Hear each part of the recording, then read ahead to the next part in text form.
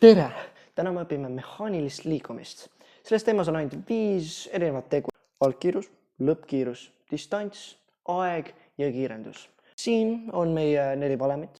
Neil on kõigil midagi puudu. Üks väike tegur, näiteks täpsemalt.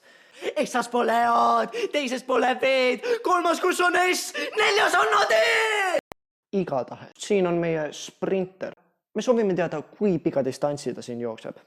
Aga meil jäi spidomeeter koju kogemata. Aga meil on telefon. Võtame siis selle valemi. Esimene asi, mis me teame, on ta alustab 0-st.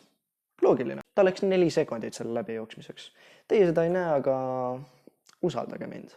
Kolmandaks, me saame guugeldada, mis on inimese keskmise kiirendus. 8. Okei, võtame siis keskmise, siukene 1,25. Siis me võime välja arvutada. Siin peab veidi seda liigutama. Aga siis me saame leida, et S on 10 meetrit. Pärast oli 2.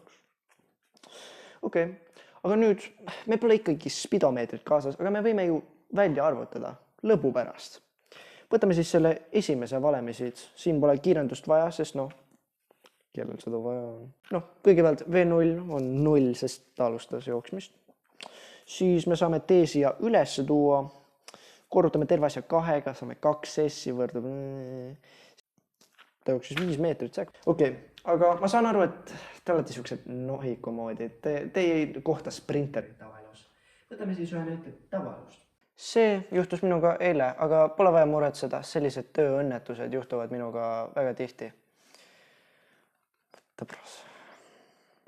Okei, aga meil on viimased 2 valemit ja siin on tegelikult väga huvitav, sellepärast et algkiirus ei ole 0, sest ta alustab lööki kaadrist väljaspool, aga meie näeme seda siit maalt.